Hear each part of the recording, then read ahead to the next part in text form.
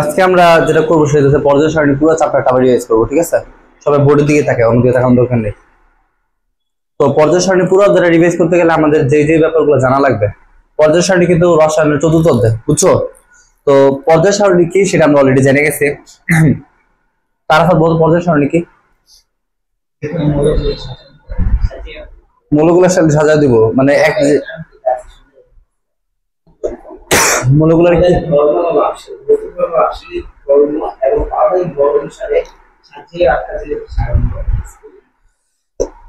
কাছাকাছি গেছো। নীতি বলো, নীতি বলো। মৌল সমূহকে যদি তাদের ধর্ম, পারমাণবিক বৈশিষ্ট্য, রাসায়নিক বৈশিষ্ট্য বা যেভাবে বলি না কেন বৈশিষ্ট্য অনুসারে ধাপে ধাপে সাজানোর প্রক্রিয়া হইতেছে পর্যায় সারণী।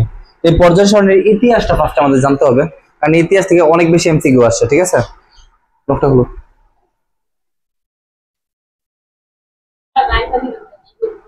আচ্ছা। তো ইতিহাস সম্পর্কে যদি জানতে চাই, সবার প্রথম পর্যায় সারণী সম্পর্কে ধারণা দিচ্ছে হইতেছে 1789 সালে। যে ধারণা দিয়েছিল পর্যায় সারণী সম্পর্কে সে হইতেছে ল্যাবোসিয়ে। কি? ল্যাবোসিয়ে। এই ল্যাবোসিয়ে কি করছে? 33টা মৌল নিয়া, কয়টা মৌল? এই 33টা মৌল নিয়া প্রথম পর্যায় সারণীটা শুরু করছে। এবং 33টা মৌল কি ছিল জানো? ধাতু ও অধাতুর ভিত্তিতে শুরু করছিল। ধাতু বলতে কি বোঝায়? যে সকল মৌল আঘাত করলে ঝনঝন শব্দ করে এবং তড়িৎ পরিবাহী, সেগুলোতে আছে ধাতু, ঠিক আছে? আর অধাতু কোনগুলা? যেগুলোতে আছে তড়িৎ পরিবহন করে না অথবা আঘাত করলে ঝনঝন শব্দ করে না, সেটা হচ্ছে অধাতু। আর এটা একটা রাসায়নিক মানে সংজ্ঞাও আছে। রাসায়নিক সংজ্ঞা হচ্ছে এরকম, যে সকল মৌল বিক্রিয়া করার পর পজিটিভ আয়ন উৎপন্ন করে সেগুলোতে ধাতু, যেগুলো বিক্রিয়া করার পর নেগেটিভ আয়ন উৎপন্ন করে সেগুলোতে আছে অধাতু, ঠিক আছে? তো এটাও একটা রাসায়নিক সংজ্ঞা। যাই হোক, এরপরে 1789 পরে আসছে হচ্ছে 1829। এর মাঝখানের কোনো বিজ্ঞানী পর্যায় সারণী সম্পর্কে কোনো ধারণা দেয় নাই।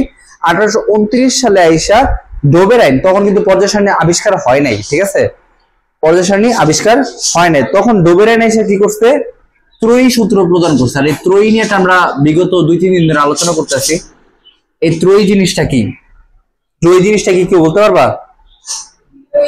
যদি দুইটা মৌল কি কি, ধরো আমরা ক্লোরিন এবং ব্রোমিন, এই দুইটা মৌলকে যদি ক্লোরিন আর আয়োডিন নিই, আমরা ইজি হবে। ক্লোরিন নিলাম আর হচ্ছে আয়োডিন নিলাম। এই ক্লোরিন আর আয়োডিনকে, ঠিক আছে, আয়োডিনের ভর কত, ক্লোরিনের ভর কত কেউ জানো? ক্লোরিনের ভর হচ্ছে 35.5 গ্রাম। লকটা ঝামেলা করতেছে।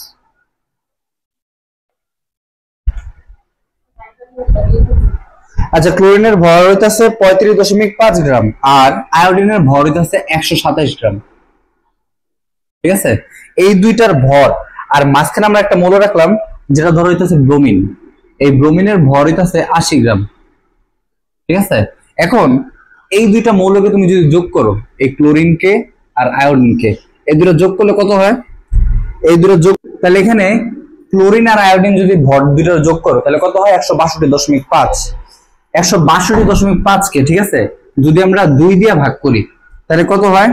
তাহলে হয় 81.25 গ্রাম। আর এইটার ভর কত? 80 গ্রাম, যেটা দ্বিতীয় কোনো মৌলের ভরের সমান। তাহলে আমরা এই যে জিনিসটা করলাম, এটাকে কি বলা হয়? এই জিনিসটাকে বলা হয় গড়। কি বলা হয়? গড়। গড় মানে কি? গড় মানে হচ্ছে কোন মৌলকে তার ভরের যোগফল দিয়া যে কটা মান আছে বা যে কটা সংখ্যা আছে তা দিয়া ভাগ করে দেওয়া, ঠিক আছে? তাহলে আমরা কি করলাম? এই দুটো যোগ করলাম, 2 দিয়ে ভাগ করলাম, হয়ে গেল গড়, ঠিক আছে? কি হলো এটা? গড়। আর এইটার যে গড়, এইটার ভরের সমান। যদি 3টা মৌলকে পরস্পর সাজানো হয়, প্রথম আর তৃতীয় মৌলের ভর, প্রথম এবং তৃতীয় মৌলের ভরের গড় যদি দ্বিতীয় কোনো মৌলের ভরের সমান বা তার কাছাকাছি হয়, তাহলে সেটা হবে একটার ত্রয়ী, ঠিক আছে? এটা কি হবে? একটার ত্রয়ী। ত্রয়ী ব্যাপারটা বুঝতে পারছো? যে দুইটা মৌল লিখলাম, এই ক্লোরিনের ভর, আয়োডিনের ভর, এই দুটো যোগ করার পর 2 দিয়ে ভাগ করলাম, হয়ে গেল গড়। আর এইটার গড় যদি দ্বিতীয় কোনো মৌলের ভরের সমান বা কাছাকাছি হয়, তাহলে সেই 3টা হইতেছে একটার ত্রয়ী। এই সংখ্যাটা মুখস্থ করবা। আর উদাহরণটা বুঝতে পারছো তো নাকি? আচ্ছা, এবার আসে আমাদের পরের বিষয়। তো পরে কি আছে আমাদের? এরপরে আসছে 1864 সালে অষ্টক তত্ত্ব। কি আসছে 1864। 1864, তার মানে 29-এ পরে গেছে একদম ডাইরেক্ট 64-তে। তো 64-তে কি আসছে অষ্টক তত্ত্ব আসছে। এই অষ্টক তত্ত্ব কি এটাও আমরা বুঝাইছিলাম, আরেকবার বুঝাই, আমি জানি ভুলে গেছো গা।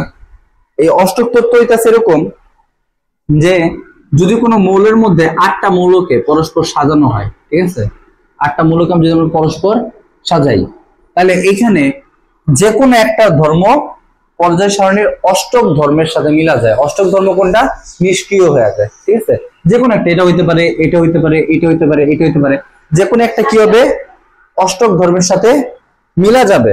আর এই মিলা যাওয়ার কারণে এই যে তত্ত্বটা, এই তত্ত্বটাকে বলা হয় অষ্টক তত্ত্ব, ঠিক আছে। এখানে কয়টা হয়েছে? 3 3 6 7। আচ্ছা আমরা টাইকে দিই, একই কথা। তোমার যদি 8টা মৌল থাকে, যে কোনো একটা মিলা যেতে পারে, যে কোনো একটা পদার্থের অষ্টম ধর্ম যে বৈশিষ্ট্য আছে, এই অষ্টম ধর্মের বৈশিষ্ট্যের সাথে কি হবে? মিলা যাবে। এটা কি ক্লিয়ার? আর অষ্টম ধর্ম কি বলছিলাম আমরা, মনে আছে কালকে? যে প্রত্যেকটা মৌল চায় তার নিজ নিজ জায়গা থেকে নিষ্ক্রিয় হয়ে যেতে, সে কাউকে দিবে না, কার কাছ থেকে নিবেও না। এটা সে কি করবে, কিভাবে করবে? সে করবে দান গ্রহণের মাধ্যমে। এখন কিছু কিছু মৌল আছে, মানে পর্যায় সারণীর মধ্যে তো আমরা জানি নিষ্ক্রিয় মৌল আছে, আর এই নিষ্ক্রিয় মৌল কোনগুলো? যেগুলো কারোর সাথে দানও করে না, গ্রহণও করে না। তো পর্যায় সারণী এই মৌলগুলো এভাবেই সাজাইছে। সাজানোর পর দেখা গেছে কি কিছু কিছু মৌল আছে যেগুলো এই যে 8টা মৌল সিরিয়ালে সাজাইছে, তার মধ্যে যে কোনো একটা, ধরো এই মৌলটাই, এই মৌলটা অষ্টক ধর্মের সাথে মিলা গেছে। আর মিলা যাওয়ার কারণে কি হচ্ছে? এটা কারোর সাথে বিক্রিয়া অংশগ্রহণ করবে না, কারোর কাছে দিবে না, কারোর কাছ থেকে নিবেও না। বুঝতে পারছো? এটা সবাই বুঝতে পারছো? আচ্ছা, তাহলে আমাদের অষ্টক তত্ত্ব শেষ, ঠিক আছে। অষ্টক তত্ত্বের পরে কি আসে? এটা গেল কি, প্রথমে 1789, পরে 1829, পরে গেল 1864। এবার আসছে এই যে পারমাণবিক ভরের ভিত্তিতে আমাদের বলা হয়েছিল পরবর্তীতে যে 1913 সালে, এটা বলছে হেনরি মোসলে, ঠিক আছে। কত সালে? 1913 সালে। এই 1913 সালে হেনরি মোসলে কি করছে? মোসলে, ঠিক আছে, এই মোসলে কি করছে? পারমাণবিক সংখ্যার প্রস্তাবনা দিল, যে পারমাণবিক সংখ্যার ভিত্তিতে, প্রোটন সংখ্যার ভিত্তিতে পরমাণুগুলার সাজাইতে, প্রোটন সংখ্যার ভিত্তিতে পরমাণুগুলার সাজাইতে। কিসের উপর ভিত্তি করে? প্রোটন সংখ্যার উপর ভিত্তি করে, ঠিক আছে।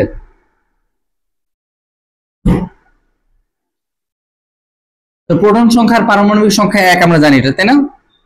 প্রোটন সংখ্যার উপর ভিত্তি করে। তো এইটা বলছে কে? মোসলে। মোসলে বলার পর মোসলের কথা অনুসারে যেটা হয় যে আমাদের সবগুলা সিরিয়ালে যাওয়ার কথা, প্রোটন সংখ্যা যেমন যাবো 1-এর পরে 2, 2-এর পরে 3, 3-এর পরে 4, এটার উপর ভিত্তি করে আমাদের মানে পর্যায় সারণী সাজানোর প্রস্তাবনা দেয়। কিন্তু এইটা করতে গিয়া ঝামেলার মধ্যে সে পড়ে যায়, ঠিক আছে। তো সেই ঝামেলাটা কি? সেই ঝামেলাটা আমরা আলোচনা করি যে আর্গনের পারমাণবিক সংখ্যা, মানে পারমাণবিক ভর অনুসারে আমাদের যে সিরিয়াল আসে সেটা আর্গনের ভর আছে 40 গ্রাম, ঠিক আছে। আর পটাশিয়ামের ভর আছে 39 গ্রাম। এখন সিরিয়াল অনুসারে কার আগে থাকার কথা ছিল? সিরিয়াল অনুসারে পটাশিয়ামের আগে থাকার কথা ছিল, আর্গনের পরে থাকার কথা ছিল, কারণ অরটা আগে আর অরটা পরে। 39 বড় না 40 বড়? 40 বড়, তাই 39 হবে আগে, 40 হবে পরে। কিন্তু আসলে পর্যায় সারণীর মধ্যে এইটারে রাখছে আগে, এইটারে রাখছে পরে, কিন্তু এটা বিশাল একটা ভুল। আর এই ভুলের কারণে সবাই কি করছে? এটার বিরোধিতা করছে। পরবর্তীতে সেটার গ্রহণযোগ্যতা পায় নাই, মোসলের যে ধারণাটা ছিল সেটার গ্রহণযোগ্যতার পায় নাই, ঠিক আছে। তো এর গ্রহণযোগ্যতা না পাওয়ার পর পরবর্তীতে কি হচ্ছে? এগুলারে পারমাণবিক সংখ্যা অনুসারে সাজানোর প্রস্তাবনা দিচ্ছে, ঠিক আছে। কি বলছে? পারমাণবিক সংখ্যা অনুসারে সাজাইতে, ঠিক আছে, ভর অনুসারে না সাজাইতে, সংখ্যা অনুসারে সাজাইতে, ঠিক আছে। আমি মনে একটা কথা মিস্টেক করে ফেলছি, সেটা হচ্ছে মোসলের আগে মানে যে পর্যায় সারণীর ব্যাখ্যাটা ছিল সেটা ছিল প্রোটন সংখ্যা অনুসারে সাজানো হইতো, ঠিক আছে। সরি, ভর সংখ্যা অনুসারে সাজাইতে, এগুলো সবগুলারে ভর সংখ্যা অনুসারে সাজানো হইতো সবগুলারে। কিন্তু ভর সংখ্যা অনুসারে সাজাতে গেলে দেখা যেত আর্গন যেটা আছে, আর্গন, এই আর্গনের ভর সংখ্যা 40, পটাশিয়ামের 39, আর পর্যায় সারণীর মধ্যে এই দুইটা উল্টাপাল্টা হিসাবে লেখা হয়েছিল। এই উল্টাপাল্টা লেখার কারণে এই সিস্টেমটা বাদ দিয়া পরবর্তীতে 1913 সালে মোসলে বলছে এগুলা বাদ দাও, প্রোটন সংখ্যা মানে পারমাণবিক সংখ্যার উপর ভিত্তি করে পর্যায় সারণী করো। তারপরে এই মোসলের ধারণা অনুসারে আমরা বর্তমানে আধুনিক পর্যায় সারণীটা পাইতেছি। তাহলে এই ধারণার ব্যাখ্যা ভুল ধরাই দিয়েছে কে? বিজ্ঞানী মোসলে। ক্লিয়ার? তাহলে প্রথমে কি কিসের উপর ভিত্তি করে পর্যায় সারণী ছিল? ভরের উপর ভিত্তি করে ছিল। বর্তমান পর্যায় সারণী কিসের উপর ভিত্তি করে আছে? পারমাণবিক সংখ্যার উপর, মানে প্রোটন সংখ্যার উপর। প্রোটন সংখ্যায় কিন্তু পারমাণবিক সংখ্যা, ঠিক আছে। আর এইটার ব্যাপারে স্বীকৃতি দিছে কে? এইটার স্বীকৃতি দিছে IUPAC। এই IUPAC এর পূর্ণরূপ কি? এই IUPAC এর পূর্ণরূপ হইতাছে ইন্টারন্যাশনাল, আইতে ইন্টারন্যাশনাল, ইউ তো হইতাছে ইউনিয়ন, এরপর হইতাছে অফ, তারপর পি তো হইতাছে পিওর, এ তো হইতাছে অ্যাপ্লাইড, এরপর সি তো হইতাছে কেমিস্ট্রি। এটা তো একটা সংস্থা যারা কি করে বিভিন্ন রকম রাসায়নিক বিক্রিয়ার স্বীকৃতি দেয়। তো এই IUPAC কি করছে, এই যে মৌলগুলো আছে, যত মৌলগুলো আছে সবগুলা মৌলের স্বীকৃতি দিচ্ছে। কতগুলো মৌল? 118টা মৌলের স্বীকৃতি প্রদান করছে, ঠিক আছে। এই 118টা মৌল কিসের উপর ভিত্তি করে তৈরি হবে? এই 118টা মৌল, এই 118টা মৌল আমাদের ইলেকট্রন বিন্যাসের উপর ভিত্তি করে পর্যায় সারণীর মধ্যে বসবে। কিসের উপর? ইলেকট্রন বিন্যাস, ঠিক আছে। ইলেকট্রন বিন্যাসের উপর ভিত্তি করে আমাদের মৌলগুলা বসবে, এবং এদের মধ্যে আমাদের পর্যায় সারণীতে থাকবে 60টা পর্যায়। কি থাকবে? 60টা পর্যায়। এবং ধাপ থাকবে, মানে আমাদের গ্রুপ থাকবে কয়টা? গ্রুপ থাকবে তাছে 18টি গ্রুপে ভাগ করার সিদ্ধান্ত নেয়। এইভাবে আমাদের পর্যায় সারণীটা আসছে। এটাতে পুরো পর্যায় সারণীর পটভূমি, সমস্যা নেই। এটা কি বুঝতে পারছো? তো এই যে পুরো, হ্যাঁ, মেন্ডেলিফের পর্যায় সারণী, মেন্ডেলিফ তো পরবর্তীতে পর্যায় সারণী আপডেট করছে, নতুন আপডেট ভার্সন দিচ্ছে, কিন্তু ওই যে জিনিসটা এটা স্বীকৃতি প্রদান করছে আছে IUPAC। আচ্ছা, আমরা পড়ায় আসি একটু। এরপরে পর্যায় সারণী, পর্যায় সারণী আমরা জানি এই যে পর্যায়গুলোর কিন্তু নাম আছে, ঠিক আছে।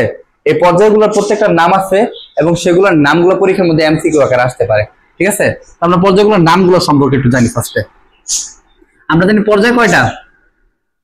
পর্যায় সারণীর পর্যায় হইতাছে 60টা, ঠিক আছে।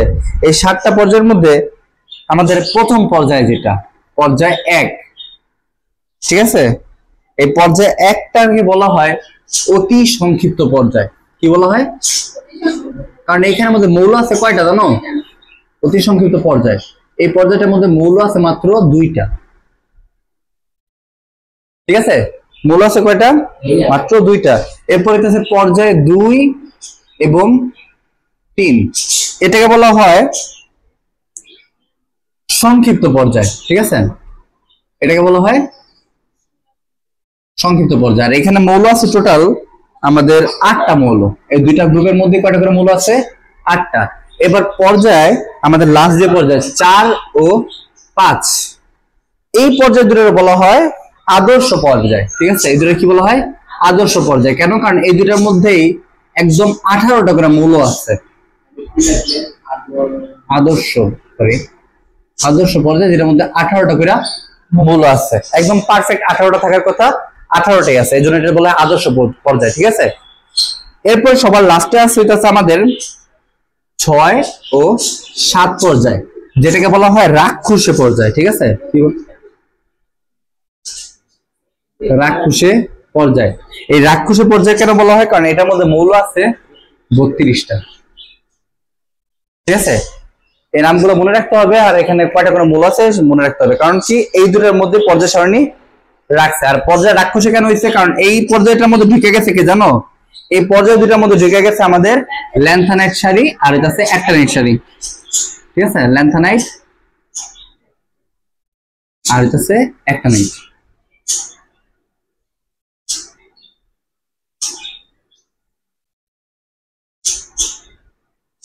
এই দুটার মধ্যে মৌল আছে কয়টা করে জানো? 15টা করে। 15টা, এটার মধ্যেও 15টা। বুঝতে পারছো? 6 নম্বর গ্রুপে এই 15টা প্লাস ওই যে ওইগুলো আছে, সব মিলে হচ্ছে 32টা। অ্যাক্টিনাইট সিরিজেও একটা এক্সট্রা করে 15টা মৌল আছে, ঠিক আছে। তাহলে এইভাবে আমাদের পর্যায় সারণীর পর্যায়টা গঠিত হয়েছে। এবার আসো গ্রুপগুলার যে ভাগটা আছে লেখা দেখা যায় এবার। আচ্ছা, গ্রুপগুলা যেগুলো আছে আমরা কিন্তু বলতেছি আজকে কিন্তু একদম A to Z ক্লাস হবে, ঠিক আছে। একটু টাইম নিয়ে আইছো না সবাই? টাইম নিয়ে আইছো? আচ্ছা, এরপরে আছে গ্রুপ। গ্রুপ কয়টা? গ্রুপ হইতেছে 18টা। এই 18টা গ্রুপেরও কিন্তু তোমার আলাদা বৈশিষ্ট্য আছে, ঠিক আছে? গ্রুপ আমাদের যেটা আছে সেটা অনুসারে গ্রুপ 1 যেটা, ঠিক আছে, সেই গ্রুপটা হচ্ছে মৃৎক্ষার। কি গ্রুপ? মৃৎক্ষার মানে কি জানো? যে ক্ষারটা মাটি থেকে পাওয়া যায় সেই খারটাকে বলা হয় মৃৎক্ষার। এই মৃৎক্ষারের গ্রুপের মৌলগুলো কি কি আছে? Hydrogen, lithium, sodium, potassium, rubidium, caesium, francium. এগুলা তোমাদের পর্যায় সারণী ইয়াতে দেওয়া আছে, তাও দিলাম। গ্রুপ 2, গ্রুপ 2 হচ্ছে আমাদের মৃৎক্ষার। গ্রুপ 2 কি? মৃৎক্ষার। এখানে কি কি মৌল আছে তোমরা জানো, তো এখানে দিলাম না। গ্রুপ 3, গ্রুপ 11 যেটা, ঠিক আছে, গ্রুপ 11 যেটার মাঝখানে অবস্থান্তর মৌল বাকিগুলা, ঠিক আছে, 2 থেকে 10 পর্যন্ত, মানে বাকি যেগুলো আছে 3 থেকে, এই 3 থেকে 10 পর্যন্ত অবস্থান্তর মৌল। 11 নাম্বার যেটা আছে, 11 নাম্বার যেটা আছে সেটা হচ্ছে আমাদের মুদ্রা ধাতু। মুদ্রা ধাতু, এই মুদ্রা ধাতুর মধ্যে কি কি আছে জানো? এটার মধ্যে আছে তামা, সোনা, রূপা, ঠিক আছে। এরপরে এটা আমাদের গ্রুপ 13। গ্রুপ 13 হইতাছে, এটাকে বলা হয় বোরনের গ্রুপ। কি বলা হয়? বোরনের গ্রুপ। এরপরে গ্রুপ 14 হইতাছে, এগুলো সব কিন্তু আলাদা আলাদা, ঠিক আছে। গ্রুপ 14 হইতাছে কার্বনের গ্রুপ বলা হয়। 3 থেকে 10 পর্যন্ত অবস্থান্তর মৌল। আচ্ছা, লাস্ট লিখে দিতেছি, এসে লিখে দিই।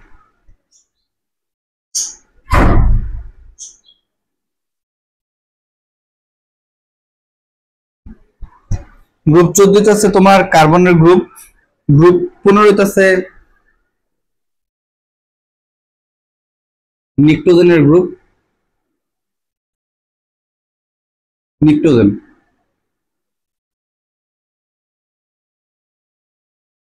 গ্রুপ 16 আছে তোমার চ্যালকোজেন।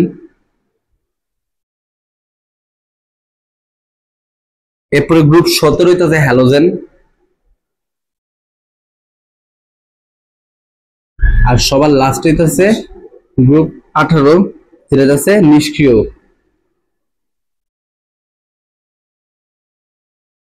এই কয়টা গ্রুপের মধ্যে আমাদের সবচেয়ে বেশি প্রশ্ন আসে হইতাছে group 1, group 2, group 11, group 17, group 18, এইগুলা থেকে, ঠিক আছে। এগুলা থেকে প্রশ্ন আসে যে কোনগুলা গ্রুপ 17 মৌল, আর গ্রুপ 17 মৌলগুলোরে কি বলা হয়, এগুলো প্রশ্ন আসে, ঠিক আছে। এবার আসে হইতাছে পর্যায় সারণীতে অবস্থান নির্ণয়, ঠিক আছে। পর্যায় সারণীতে অবস্থান নির্ণয় কিভাবে করি আমরা, এটা বুঝছো সব? এটা কি বুঝছো? গ্রুপ কোনটাকে কি বলা হয়? আচ্ছা, এখনো কনফিউশন পড়ে গেছে, কি বলতেছিলাম। আচ্ছা আচ্ছা, এবারে আছে অবস্থান নির্ণয় করা। অবস্থান নির্ণয় করা বলতে কি বুঝাইতেছে আসলে?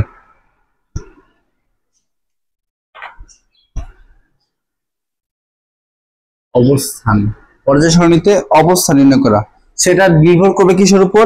এক হইতাছে, আমরা শিখছি অলরেডি, ইলেকট্রন বিন্যাসের উপর। পর্যায় সারণীতে অবস্থান নির্ণয় করা যাবে কিসের উপর? ইলেকট্রন বিন্যাসের উপর। আর হইতাছে গ্রুপ নির্ণয় করা যাবে, এটা হচ্ছে পর্যায়। আমরা যদি পর্যায় নির্ণয় করতে চাই আর যদি গ্রুপ নির্ণয় করতে চাই তাহলে কিভাবে কি নির্ণয় করব সেটা আমরা আলোচনা করি। এটা ইলেকট্রন বিন্যাসের সর্বোচ্চ n এর মান। ইলেকট্রন বিন্যাসে সর্বোচ্চ n এর মান, এখানে n এর মানগুলো কি বোঝাইতেছে জানো?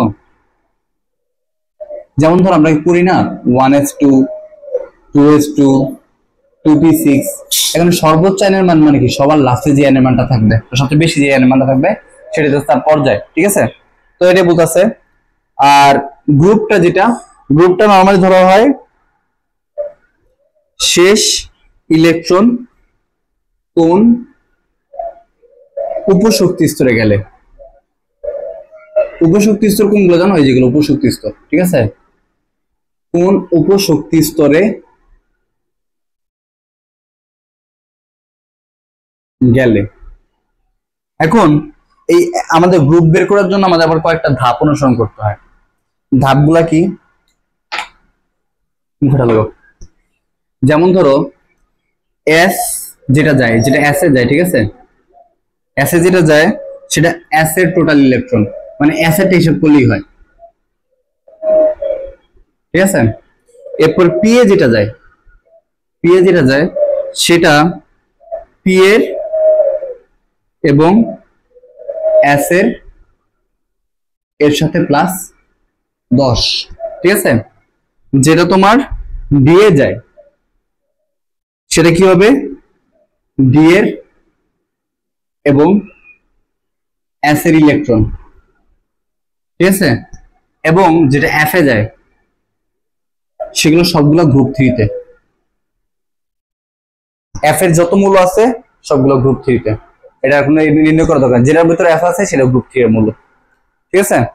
আর বাকিগুলো নির্ণয় করার সিস্টেম হইতেছে যেটা, এটা অলরেডি তোমরা জানো। এস ইলেকট্রন মানে কি, এস যেটা থাকবে সবার লাস্টে সেটা, যেমন ধরো 1s2, এখানে এস সর্ববহিষ্ঠ কক্ষপথ, তাহলে এখানে এস যেটা আছে সেটার উপশক্তি স্তর কত আছে 2, তার মানে 2 নম্বর গ্রুপের মৌল। এবার এস এর পরে যদি পি থাকে 1s2 2s2 2p6 ধরো, তাহলে এখন কিভাবে আমরা বের করব, আমাদের বলছে sp এর অরবিটাল নিয়ম হইতাছে s এর অরবিটাল যোগ করতে হইব, p এর অরবিটাল যোগ করতে হইব। মানে আমাদের s এর 2 যোগ করতে হইব, p এর 6 যোগ করতে হইব, এর সাথে কত যোগ করতে হইব 10, 2 আর 6 8 আর 10 18 নম্বর গ্রুপের মৌল, ঠিক আছে। এবার যদি ডি এর অরবিটাল থাকে তাহলে কি করতে হইব, ডি এর এবং s এর 2 যোগ করতে হইব।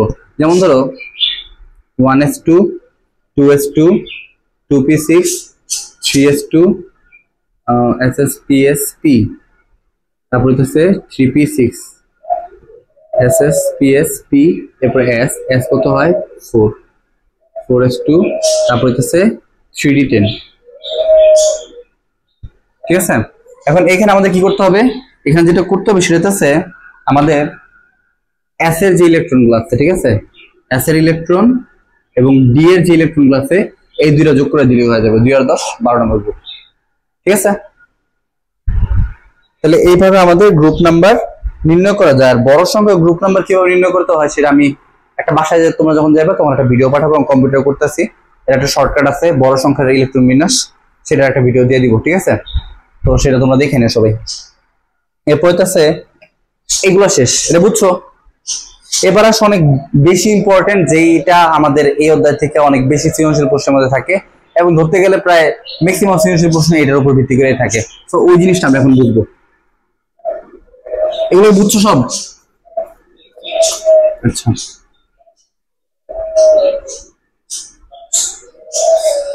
এবারে আছে পর্যায়বৃত্ত ধর্ম। এই যে এই জিনিসটা অনেক বেশি ইম্পর্টেন্ট, কারণ পর্যায় সারণীর মধ্যে এই জিনিসটা না বুঝলে তুমি এই অধ্যায় থেকে প্রশ্ন তৈরি করতে পারবে না। পর্যায়বৃত্ত ধর্ম জিনিসটা হচ্ছে পরমাণুর আকার, এটা সম্পর্কে জানা। পরমাণুর আকার এটা কি, যে বাম থেকে যদি ডানে যায়, বাম থেকে যদি ডানে যায় তাহলে আকার কি পায়, আকার হচ্ছে হ্রাস পায়। বাম থেকে যদি ডানে যায় তাহলে আকার কি পায়, হ্রাস পায়, মানে আকার ছোট হয়, আকার ছোট হয়। আর আকার ছোট হইলে মানে জিনিসটা কিরকম, আমাদের বাম পাশ কোনটা, আমাদের বাম পাশ হইতাছে এই যেটা, তো বাম পাশ থেকে যদি ডান পাশে যায় তাহলে আমাদের আকারটা ছোট হতে থাকবে, বাম পাশ থেকে ডান পাশে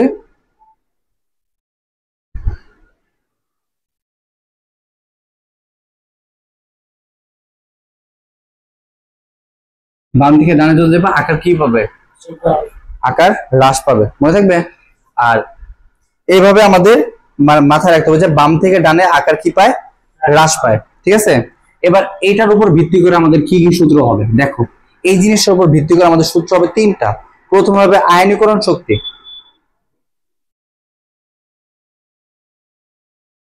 আয়নীকরণ শক্তি,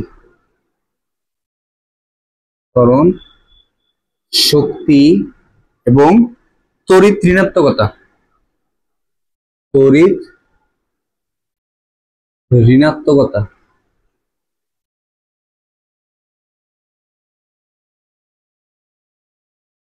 এই দুইটা বাম থেকে ডানে বৃদ্ধি পায়, বাম থেকে ডানে বৃদ্ধি পায়, মানে পর্যায় সারণীর উল্টা, ঠিক আছে। বাম থেকে ডানে কি পায়, বৃদ্ধি পায়।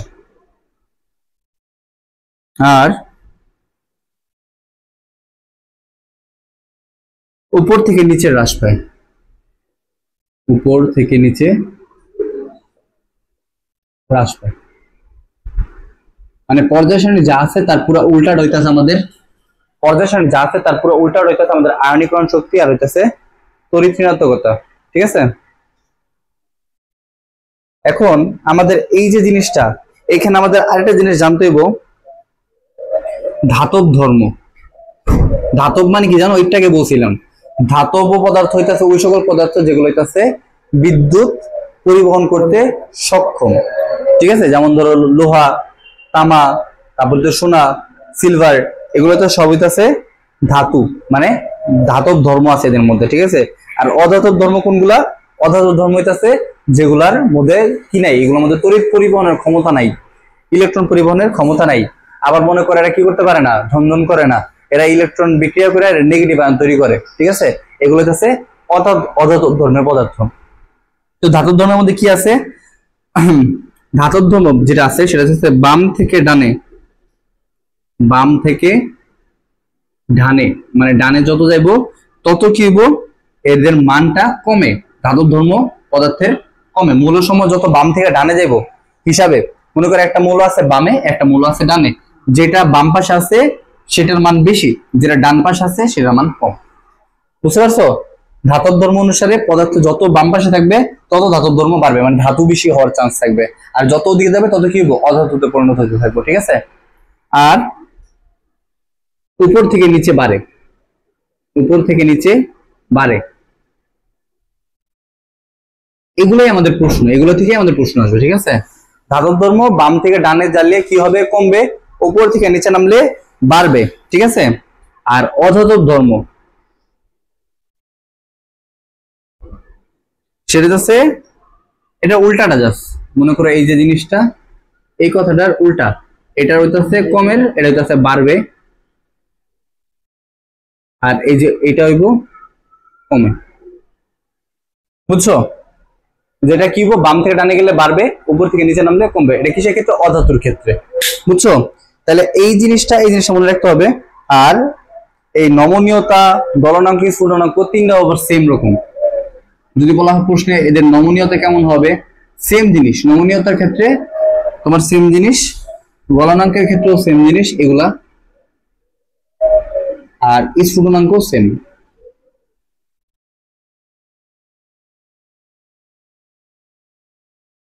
এদের মধ্যে কিছু ব্যতিক্রম আছে, যেমন ধরো প্রথমত আছে কপার, ক্রোমিয়াম, আর আছে ক্যালসিয়াম। ঠিক আছে, একটু পোস্ট করো। এরকম প্রশ্ন আমাদের পরীক্ষা আসবে, বলছে ইলেকট্রন বিন্যাসের সাহায্যে জেড মৌলের অবস্থান নির্ণয় করো। আর জেড মৌলটা কি? জেড কিন্তু কোনো মৌল না, এটা বলা থাকবে প্রশ্ন, এটা প্রতীক অর্থে ব্যবহার করা হয়েছে, মৌল না। তোমরা জেড দেখে ভাববা যে এটা কোনো একটা মৌল না, এটা শোনা। এখানে জেড এর পরে কি আছে? 21। তার মানে এই 21টা আসলে কি? 21টাতে পারমাণবিক সংখ্যা, আর উপরে যদি কোনো সংখ্যা থাকতো তাহলে সেটা হইতো ভর সংখ্যা। ঠিক আছে, যাই হোক, এটা হচ্ছে পারমাণবিক সংখ্যা, তার মানে প্রোটন সংখ্যা। যাই হোক, এটা দেওয়া আছে 21, এটা দেওয়া আছে কত? 21। তাহলে 21 কিসের পারমাণবিক সংখ্যা কত? 21 হইতাছে, 21 হলো জেড মৌল, আর এই জেড মৌলটা হলো স্ক্যান্ডিয়াম। জেড মৌলটা কি? স্ক্যান্ডিয়াম। এখন এটার অবস্থা নির্ণয় করতে গেলে আমাদের কি করতে হবে বলতো? আমি প্রথম একটু আগে বলছি যে কোনো কিছুর অবস্থা নির্ণয় করতে গেলে পর্যায় সারণীর মধ্যে প্রথম শর্তে দেওয়া আছে, কোনো কিছুর অবস্থা নির্ণয় করতে গেলে সেটার ইলেকট্রন বিন্যাস করতে হবে। তাহলে এদের যা কিছু শিখছো তার থেকে অনেক বেশি সহজ এটা সৃজনশীল গুলা। ঠিক আছে, দেখো এখানে যদি আমরা অবস্থা নির্ণয় করতে যাই, তাহলে স্ক্যান্ডিয়ামের 21, এটা ইলেকট্রন বিন্যাস করলে কত হয়? এটা ইলেকট্রন বিন্যাস হইতেছে এরকম 1s2, 2s2, 2p6, 3s2, 3p6, 4s2,